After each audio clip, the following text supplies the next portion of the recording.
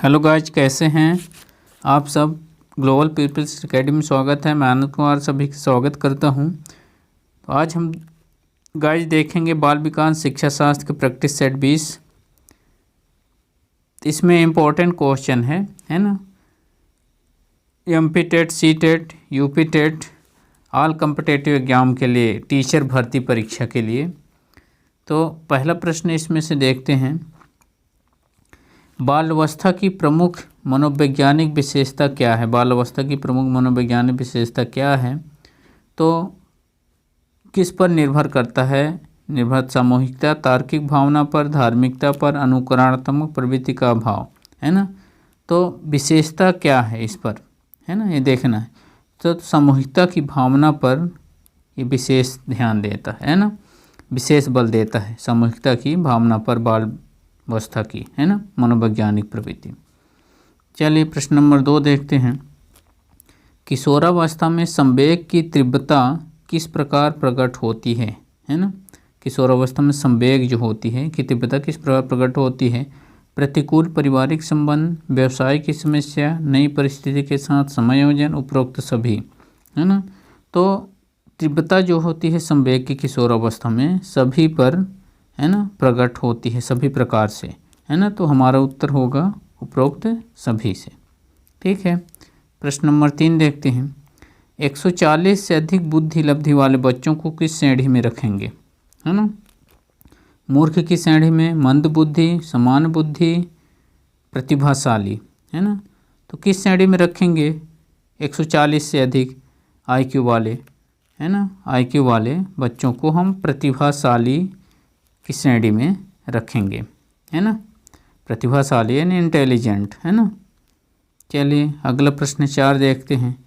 सृजनशीलता मौलिक परिणामों को अभिव्यक्त करने की मानसिक क्रिया है, यह कथन किसने कहा था, है ना। क्रो एंड क्रो का, जेम्स ड्रेबर का, रॉस का, स्किनर का। तो किसका है कथन, क्रो एंड क्रो का। सही उत्तर हमारा क्रो एंड क्रो होगा। ठीक है। चलिए प्रश्न नंबर 5 देखते हैं। प्रयास और मूल सिद्धांतों के प्रतिपादक हैं। प्रयास और मूल सिद्धांत, है ना। तो कौन सा प्रतिपादक है, प्रयास और भूल, सॉरी दोस्तों, भूल है ये, है ना। प्रयास और भूल के सिद्धांत, है ना, ये मूल नहीं है, भूल है। ठीक है।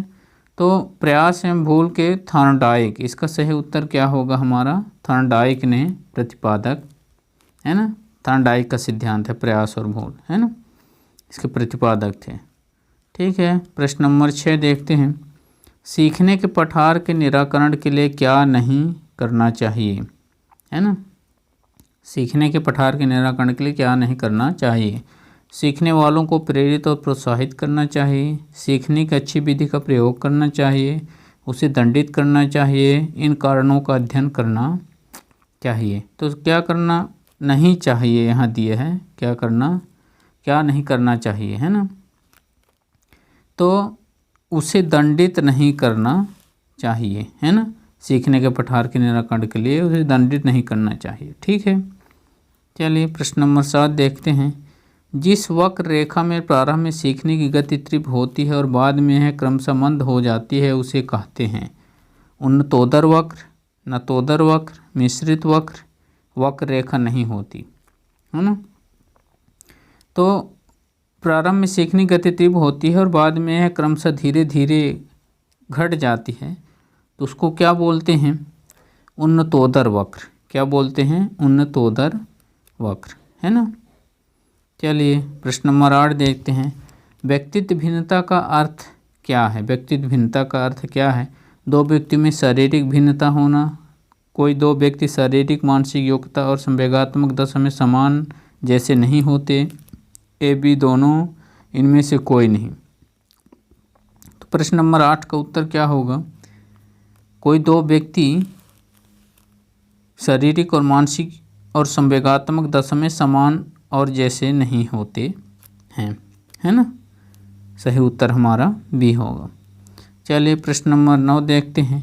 मानसिक स्वास्थ्य विज्ञान का प्रमुख उद्देश्य है, क्या है। बालक के मानसिक स्वास्थ्य की रक्षा करना, कुसंयोजन के निराकरण करना, ए बी दोनों, इनमें से कोई नहीं, है ना। तो इनमें से इसका उत्तर सही होगा कोई नहीं है ना। मानसिक स्वास्थ्य का प्रमुख उद्देश्य इनमें से कोई नहीं है। चलिए प्रश्न नंबर 10 देखते हैं। रुचि का संबंध है योग्यता से, अवधान से, ए बी दोनों से, इनमें से कोई नहीं, है ना। तो रुचि का संबंध किससे है? अवधान से। किससे? सही उत्तर हमारा अवधान होगा। ठीक है। चलिए प्रश्न नंबर 11 देखते हैं। सीखे हुए ज्ञान, कौशल या विषय का अन्य परिस्थितियों में उपयोग करने को क्या कहते हैं? सीखने का स्थानांतरण, भागनाशा, चिंता, प्रेरणा, है ना। तो इसका सही उत्तर होगा सीखे हुए ज्ञान, कौशल, विषय के अन्य परिस्थितियों में उपयोग करना स्थानांतरण कहलाता है। ठीक है। चलिए अगला प्रश्न देखते हैं 12। अनुबंधन की प्रक्रिया में प्रथम सोपान निम्नलिखित में से कौन सा है ना। उत्तेजना, आवृत्ति, समानीकरण, इनमें से कोई नहीं, है ना। तो उत्तेजना ही अनुबंधन की प्रक्रिया में प्रथम सोपान है, उत्तेजना। ठीक है, उत्तर हमारा उत्तेजना होगा। चलिए अगला प्रश्न नंबर 13 देखते हैं। स्मृति सीखी हुई वस्तु का सीधा उपयोग है, किसका कथन है? मैकडूगल का, वुडवर्थ का, रास का, ड्रेवर का। तो किसका कथन है? वुडवर्थ का। सही उत्तर क्या होगा? वुडवर्थ, है ना। स्मृति सीखी हुई वस्तु का सीधा उपयोग है। ठीक है। चलिए प्रश्न नंबर 14। निम्नलिखित में कौन सी दशा ध्यान को आकर्षित करने की आंतरिक दशा नहीं है ना। नहीं है ये देखना है। उद्दीपन की स्थिति, आवश्यकता, ए बी दोनों, इनमें से कोई नहीं, है ना। इनमें से कोई नहीं, है ना। तो 14 का उद्दीपन की स्थिति क्या है? आंतरिक दशा नहीं है। ठीक है, इसका सही उत्तर ए होगा।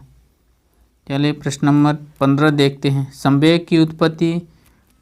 से होती है। कैसी होती है? आदतों से, मूल प्रवृत्तियों से, शारीरिक विकास से, संपत्तियों के निर्माण से।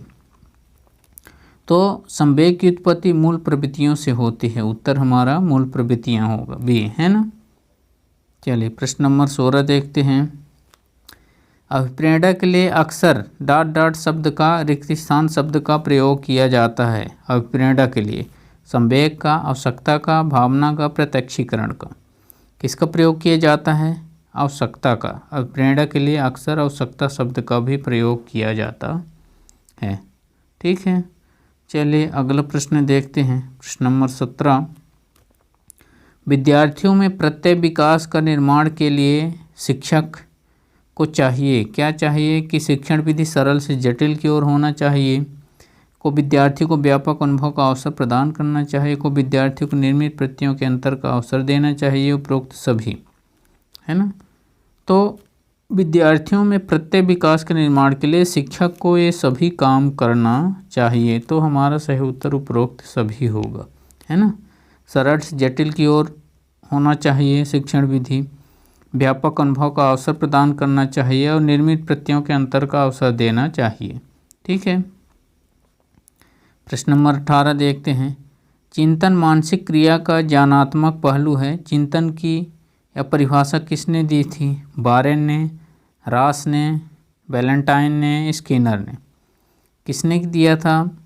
चिंतन मानसिक क्रिया का ज्ञानात्मक पहलू है ना। चिंतन की परिभाषा किसने दिया था? देखना है ना। तो रास ने दिया था। किसने दिया था? रास ने। ठीक है। चलिए अगला प्रश्न देखते हैं। कल्पना के विकास के लिए क्या करना चाहिए? कल्पना के विकास के लिए ज्ञानेंद्रियों को प्रशिक्षित करना चाहिए, कहानी सुनना चाहिए, रचनात्मक प्रवृत्ति के विकास पर ध्यान देना चाहिए, उपरोक्त सभी क्रियाएं करनी चाहिए। तो कल्पना के विकास के लिए हमें ज्ञानेंद्रियों को प्रशिक्षित करना चाहिए, कहानी सुनना चाहिए, रचनात्मक प्रवृत्ति के विकास पर ध्यान देना चाहिए। तो हमारा उपरोक्त सभी क्रियाएं करना चाहिए। ठीक है गाइज। चलिए अंतिम प्रश्न देखते हैं। निम्नांकित 7 छात्रों के अंक इस प्रकार हैं, है ना। तो सात जो छात्रों के अंक इस प्रकार हैं। तो 40, 38, 36, 50, 51, 54, 23, है ना। तो इसका हम मध्य जात करते हैं, है ना। क्या होगा, मध्य, है ना। तो मध्य, तो पहले इसको हम क्या सीरियल बाय कर लेते हैं ना, क्रमशः। जैसे 36 हो गया, 38 हो गया, 23 हो गया, है ना, 40 हो गया, 40 के बाद हो गया 50 हो गया, 51 हो गया, 54 हो गया। तो हमारा मध्य क्या होगा, 40, है ना। 3 इधर 3 इधर, तो इसका मध्य क्या हो गया, 40। तो उत्तर हमारा कितना हो गया, 40, है ना। छात्र छात्रों के अंक, है ना, मध्य जात करना है तो इसको 40 हो गया, है ना।